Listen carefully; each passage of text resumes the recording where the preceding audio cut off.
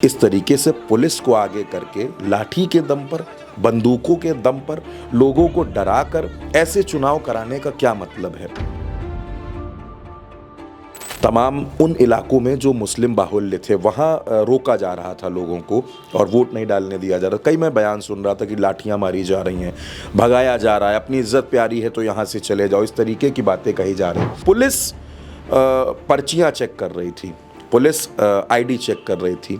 चुनाव आयोग ने स्पष्ट तौर पर कहा है कि ये अधिकार पुलिस को नहीं है। जिस तरीके से मतदाताओं को परेशान किया गया, फिर जब आप ये कहते हैं कि सबका साथ सबका विकास वाली सरकार है, तब फिर ये जो तस्वीरें हैं ये आपकी दोनों बातों पर बट्टा लगाने जैसी बातें हैं। और मैं ये कह सकता हूँ कि ये जो तस्वीरें हम देख रहे हैं, ये जो तस्वीरें हम दिखा रहे हैं, ये शेमफुल है। तो यूपी की 9 सीटों पर उपचुनाव खत्म हो चुके हैं। 23 नवंबर को पता चल जाएगा कि किसे कितनी सीट्स मिली हैं। लेकिन इस दौरान जितनी भी दिक्कतें आई, जब वोट्स डालने के लिए लोग गए, उस टाइम पर जो पुलिस का व्यवहार था, किस तरीके से पथराव हुआ, कई जगहों से कई तरीके की खबरें सामने आई। खुद अखिलेश यादव ने भी इस मामले पर ट्वीट किया, इस मामले पर चुनाव आयोग का संज्ञान दिलाया। लेकिन उसके बाद 7 पुलिसकर्मी ही सस्पेंड किए गए। कई लोगों में गुस्सा है, खास तौर पर मुस्लिम मतदाताओं पर, और इसी पर चर्चा करेंगे कि कैसे जो मतदान के दौरान दिक्कतें आई, प्रॉब्लम्स आई, और सपा ने ये आरोप लगाया कि ये जो चुनाव था ये सपा और प्रशासन के बीच हुआ, ना कि सपा और बीजेपी के बीच। इस मामले पर भी हम बात करेंगे। हमारे साथ चंद्रकांत शुक्ला जी हैं और हम उनसे पूछेंगे कि आखिर ये जो इलेक्शन हुआ है ये आने वाले समय पर कितना इफेक्ट डाल सकता है। अवंतिका, बात चुनाव की भी है और बात इसकी भी है कि उत्तर प्रदेश में हुआ क्या और उत्तर प्रदेश ने देखा क्या। जो उपचुनाव हुआ, जिसमें जिस तरीके से आपने एक तस्वीरें देखी होंगी, हम दर्शकों को भी चाहेंगे कि वो भी देखें, किस तरह से मीरापुर में पिस्टल निकाल करके पुलिसकर्मी मतदाताओं को डराता है कि वो घरों से बाहर ना निकलें। कई ऐसे तस्वीरें, ऐसे बयान हमने सुने जिसमें मुस्लिम मतदाताओं को खास तौर पर वोट डालने से रोका गया। पुलिसकर्मी चेकिंग कर रहे थे, चेक पोस्ट बना रहे थे। कुनरकी, मुझे याद आता है, कुनरकी का मैं एक वीडियो देख रहा था जिसमें हाजी रिजवान जो वहाँ प्रत्याशी हैं, वो पुलिसकर्मियों से इस बात पर बहस कर रहे थे कि आप चेक पोस्ट नहीं बना सकते। पहली बार शायद ऐसा देखने को मिला। आचार संहिता की धज्जियाँ उड़ती हैं, उस पर बहुत ज़्यादा बात करने की ज़रूरत नहीं है, वो उड़ती हैं।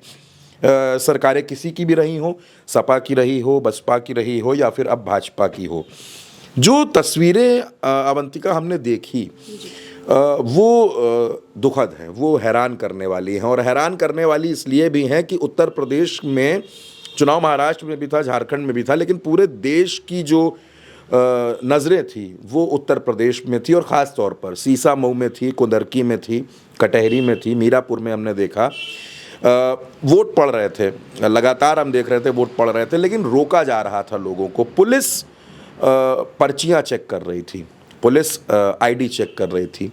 चुनाव आयोग ने स्पष्ट तौर पर कहा है कि ये अधिकार पुलिस को नहीं है, और कहना पड़ा, एक बार फिर कहना पड़ा चुनाव आयोग को। अखिलेश यादव की प्रेस कॉन्फ्रेंस भी आपने देखी। लेकिन राजनीति से इतर बात अवंतिका लोकतंत्र की है। बात अवंतिका लोकतंत्र की इसलिए भी है क्योंकि आप ये देखिए, जो तस्वीरें आपने भी देखी, हमने भी देखी, क्या किसी मतदाता को रोक दिया जाएगा वोट डालने से?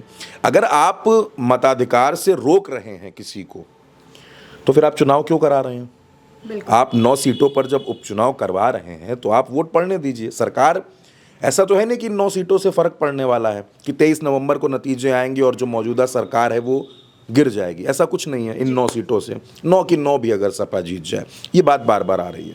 लेकिन जिस तरीके से सीसामऊ में, चमनगंज के इलाके में, तमाम उन इलाकों में जो मुस्लिम बाहुल्य थे वहाँ रोका जा रहा था लोगों को और वोट नहीं डालने दिया जा रहा। कई मैं बयान सुन रहा था कि लाठियाँ मारी जा रही हैं, भगाया जा रहा है, अपनी इज्जत प्यारी है तो यहाँ से चले जाओ, इस तरीके की बातें कही जा रही। मैं मानता हूँ सरकार पर प्रेशर है, इस बात से इनकार नहीं कर रहा हूँ, क्योंकि सरकार पर प्रेशर है चुनाव का, और ये प्रेस्टीज इशू हो सकता है सपा के लिए भी, भाजपा के लिए भी। और ख़ास तौर पर अवंतिका, आप समझिए, जब 4 जून को नतीजा आया तो उत्तर प्रदेश में बीजेपी 33 सीटों पर सिमट गई। दिल्ली और लखनऊ में लड़ाई है, सबने देखा, साफ तौर पर दिखा। ठीकरे फोड़े जा रहे थे। दिल्ली का कहना था कि लखनऊ ने हरवा दिया। लखनऊ का कहना था कि दिल्ली से टिकट गलत तरीके से तय हुए, इस वजह से हम हार गए। तमाम मंत्रियों और विधायकों को भी आपने सुना होगा, वो भी एक सरकार पर सवाल खड़े कर रहे थे। अब सीएम और डिप्टी सीएम के बीच की लड़ाई भी आपने देखी है अवंतिका, किस तरीके से खुलकर बयान भी आते रहे। एक नारा चला, बटोगे तो कटोगे। एक डिप्टी सीएम उसके विरोध में खड़े हो गए। यानी सरकार के सामने ये चुनाव चैलेंजिंग था। कटहरी में हमने देखा लालजी वर्मा को किस तरीके से पुलिस ने परेशान किया। तमाम तस्वीरें भी इसकी दर्शकों ने भी देखी हैं।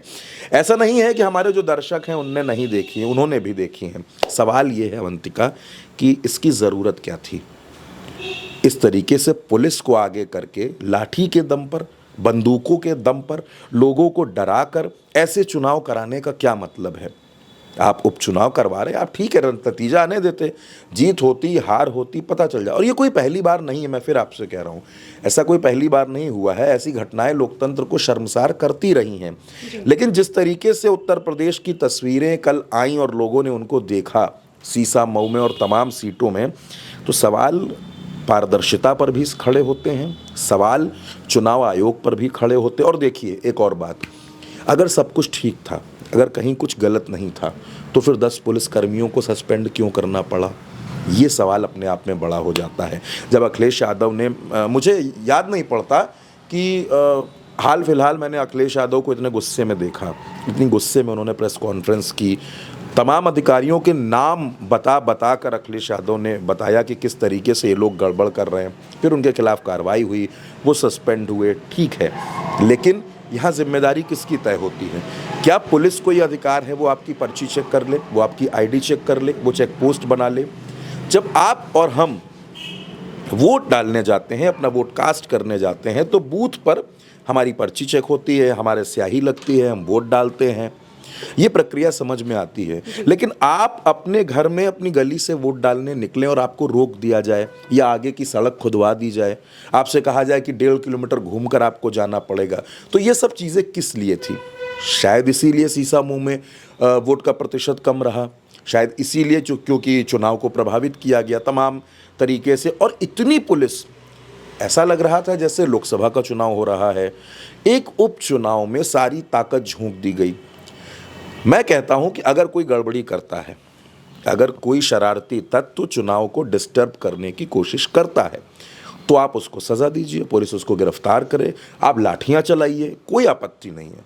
लेकिन जो मतदाता वोट डालने जा रहा है, जो कतार में लगेगा, उसको क्यों परेशान किया जा रहा है? देखिए, यहाँ पर सबसे बड़ी बात एक ये भी सामने आती है, जब अखिलेश यादव ने भरे मंच से ये कहा था कि महाराष्ट्र के इलेक्शन को लेकर के, हालांकि उन्होंने ये बात बोली थी कि महाराष्ट्र का इलेक्शन हारेंगे तो योगी की कुर्सी चली जाएगी, कुछ ऐसा बयान अखिलेश यादव का सामने आया था। इससे पहले लोकसभा चुनाव में भी ऐसा खुद यूपी में आकर के अरविंद केजरीवाल ये दावा कर गए थे।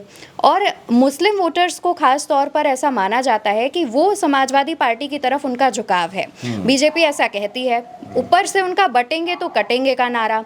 तो क्या प्रशासन खास तौर पर मुस्लिम मतदाताओं से जो है दिक्कतें थी उसे, या फिर इस तरीके का ये जो नैरेटिव एक गढ़ा गया, कई खबरें आई जहां पर सिर्फ मुस्लिम मतदाताओं को परेशान किया गया, तो क्या योगी जी को कुर्सी जाने का डर है इस वजह से? देखिए अवंतिका, बात ये है कि अखिलेश यादव ने जो बातें मंच से कही थी जी, उन्होंने प्रेस कॉन्फ्रेंस में भी वही बात कही कि सिंहासन जा सकता है, सिंहासन चला जाएगा, इसलिए ये लोग घबराए हुए हैं। और जो लड़ाई है अवंतिका, दरअसल लखनऊ की और दिल्ली की, आपने जिक्र किया कि मुस्लिम मतदाताओं को परेशान किया गया। आप याद कीजिए रामपुर का नतीजा। रामपुर में आकाश सक्सेना चुनाव जीते, उन्होंने लंबी लड़ाई आज़म खान के खिलाफ लड़ी। लेकिन रामपुर, जिसके बारे में सामान्य तौर पर हम और आप और तमाम एक जो सियासत को नहीं समझता, वो भी ये समझता है कि रामपुर में कैसे भारतीय जनता पार्टी जीत सकती है, लेकिन जीती।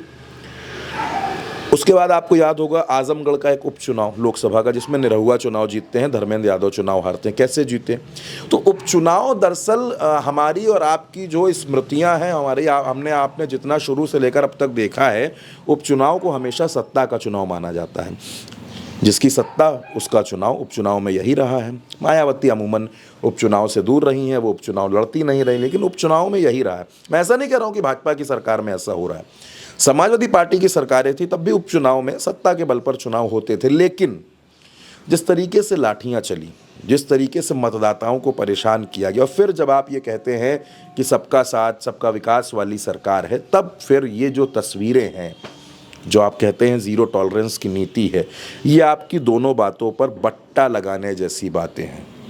और मैं ये कह सकता हूँ कि तमाम पत्रकारों से भी बातचीत हुई, महाराष्ट्र के और झारखंड के पत्रकारों से भी बात हुई, वो लोग भी उत्तर प्रदेश की तस्वीरों को देखकर बड़े नाखुश से नज़र आए।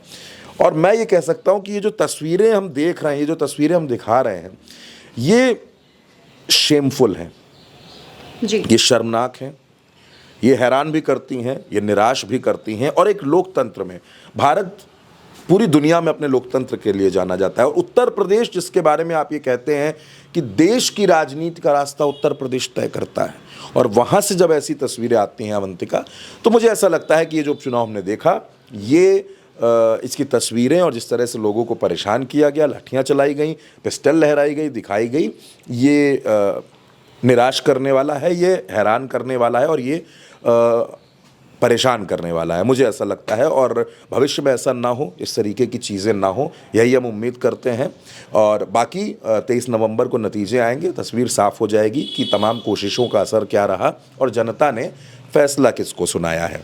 बिल्कुल, और जिस तरीके से 23 नवंबर को नतीजे आएंगे, साफ हो जाएगा कि किसे कितनी सीटें मिली हैं, लेकिन वोटर्स को जो दिक्कतें हुई हैं, जो परेशानियां हुई हैं, उस पर अब सरकार क्या करेगी? जिन पुलिस अधिकारियों ने पिस्टल लहराई है, क्या उन पर कोई एक्शन लिया जाएगा? ऐसे तमाम सवाल हैं जो सिर्फ हमारे नहीं बल्कि जनता के भी हैं।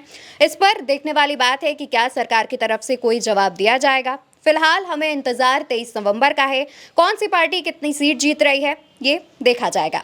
मैं हूं आपके साथ अवंतिका अवस्थी, और आप उल्टा चश्मा यूसी के साथ जुड़े रहिए। पल पल की अपडेट्स आप तक पहुंच रही हैं।